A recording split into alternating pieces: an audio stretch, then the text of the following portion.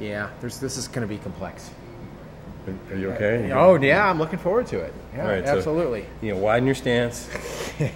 Choke up on the bat a little bit. Yeah, I know. All right. Yeah. All right. Well, here we go. We're prepping. Strap it on. We're prepping for this next one right here, which I'm looking forward to. Paul Beer American. PaulBeerAmerican.tv. I thought we were like finishing an episode here. We're starting an episode. Welcome to another edition of BeerAmerica.tv. I am Paul Leone with John Pinkerton. There we go. Okay, this next beer, because this next brewer has always been hit or miss with me. I've either really liked his beers a lot or I've not liked them so much. Really? And I've told him as much, and he was actually proud. It was like collaboration, not litigation, I think I said. One of his beers I said I hated, and there's a little phone interview that you can find on the site that we had with Adam Avery, and he said that he got equal amounts of hate mail and love mail for this beer. And I think it was collaboration, not litigation. I'm not sure. Well, that was one of the sour ones, wasn't it? No, I like sour beers. I forgot which one we did. I probably should remember. But Brettanomyces? But I like the Kaiser, and we've done a few others. I'm not a big fan of Brettanomyces now, as you know. But this next one from Avery, as we're talking about Adam Avery, is called The Beast. And are you familiar with The Beast? Yeah, be afraid. Be very afraid. Grand Cru Ale. Not quite sure what Grand Cru is. Is it a style? It's often used to denote beers of significant strength in Belgium, also in French. Like you see that term used in wine a lot. You do? Okay. Yeah. And okay. I'm not exactly sure what that means, to be honest. I feel I'll have to do kind of silly to say, I'll have to look it up. But the reason why they call it the Beast, and if you read the ingredients, which I'm going to put down here in the lower as this episode continues, is that it is 16.2% ABV, which is certainly not a training wheel beer. No, and it's not even a big boy beer. It's a gymongous beast of a beer, really. It is, and that's why I broke out the wine glasses, because I just sort of feel like I didn't have any snippers. Would you drink this out of a sniffer? Whoa. Yeah. Wow, that's got one hell of an aroma. Ooh. It's like the Beast. It's almost like a big milkshake, kind of that. It's got that big malty, nutty kind of thing going on. Okay, that's it for me. Oh, and then you get the booze. There's a lot of sweetness in here. Yeah, definitely booze. There's definitely booze. Followed by fruit. And yeah, it's... I haven't even got it to my lips yet. I've already... Ooh, boy, I just got warm now. I just warmed up, actually. You sit by a fire, drink one of these. Man, oh, man. Oh, wow. But when it hits your palate, it's really It's not nearly as... no, pretty elegant. It's... Yeah. Ooh, molasses. Yeah. Just the hit of molasses. Actually, I think there is molasses in it. It's got with a deep burgundy color and aromas, honey, nutmeg, mandarin, orange, and pineapple. This massive and challenging brew has flavors akin to a beautiful Caribbean rum. Interesting. Dates, plums, raisins, and molasses are dominant in a rich, various texture. So how many more forms of sugar can we... I don't know. I mean, is that hard to do? All of that right there? I mean... Well, I guess I wouldn't have thought to combine all those big malty flavors with some of those actual fruit. And a lot of it says, it says aromas of honey, nutmeg, mandarin, orange. It didn't really say brews with it. Right. And it's brewed on August 1st of each year. Really, really nice. Yeah, it's one of those beers that really takes some time to develop. As I've only put a sip in my mouth, and I'm, kind of as we're talking. Did you warm up too as I was? Yeah, I did get a little flash there. Yeah, a little hot flash. Well, I have to say this is an Avery beer that I truly enjoy. There's a little touch of kind of a solvency character there that kind of aromatically kind of points your nose in a real high fruity kind of direction. I don't know. I often make these gestures as if it somehow describes what's going on in my nose, but good aroma. I'm sort of describing that as being this high fruity note. Man, oh man.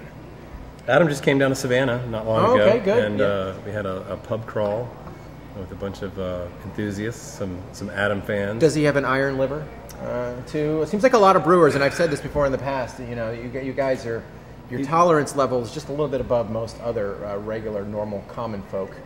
Well, I think by the time he arrived in Savannah, he'd already made a number of sales, stops along the way. So he was he had made note that his liver had gotten a little bit hard and Oh, did kind it? of crunchy. Yeah. feeling. Okay. All right. But, Wow. we were relatively moderate. We didn't get out of hand. Oh no, sure. I know. Yeah. It was all about the flavor. Yeah. Now, is it hard? Let's talk about ABV. Is it hard to brew a beer with a high alcohol content?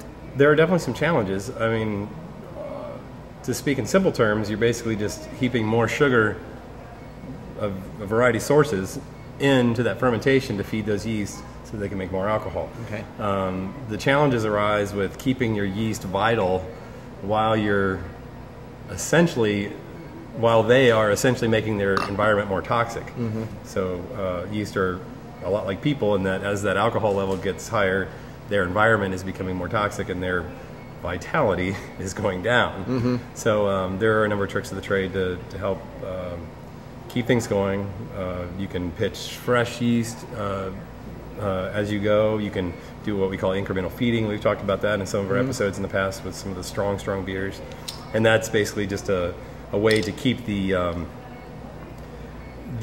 overall sugar content at a manageable volume, because it's not just alcohol that becomes toxic to the yeast. You also have what we call osmotic pressure being exerted on the yeast. If the sugar content is too high, the concentration of sugar outside the cell is so high, it's so much higher than inside the cell, the yeast cell, that it actually exerts this pressure and it stresses the yeast.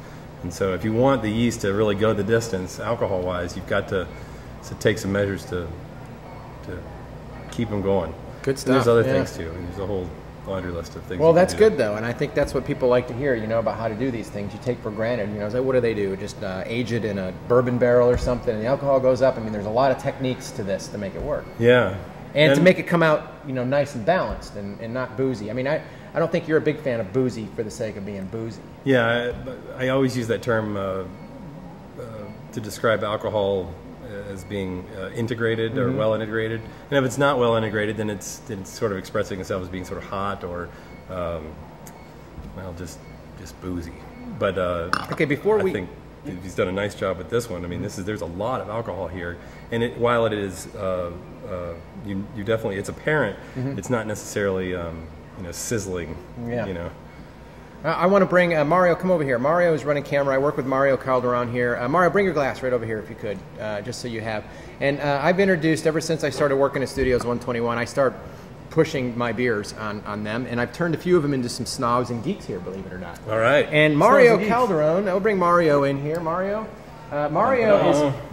likes, I brought, when I first arrived here about a little over a year ago, I brought Jubilation 12. Now that is a big beer. That's another big And he fell in love with it. I'm like, oh, Mario's got a good palate. Mario's from Mexico.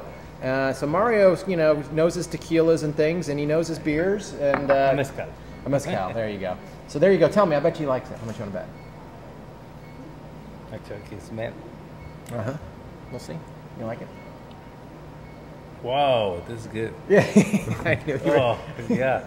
See, look at the smile. See, that's what it does to you. That's what this... Warms the belly. Did you like it? So I figured you would like that one. Yeah. Actually, very good. It's... Wow, this is very good. We were talking earlier about, how some of these beers are so complex, and this is not necessarily one of those beers you'd want to let anything else interfere with. You kind of just want to sit back and sip this one and really kind of... Yeah, you don't want to eat anything. You just want to drink this, Don't eat, just drink. Hang out and have it. No, I mean good taste. I know. I'm kidding you. Well, there you go. I'm loving it. It's called the Beast Grand Cru Ale. Thank you, Mario. Hang on. We'll do a little cheers here with us. We're going to wrap up the episode here. You joined us. Paul at BeerAmerica.tv. Pink at BeerAmerica.tv. Yeah, there we go. And Mario Calderon. Here you go, Mario. Cheers. Cheers. How do you say cheers in Spanish? Salud. Salud. Salud.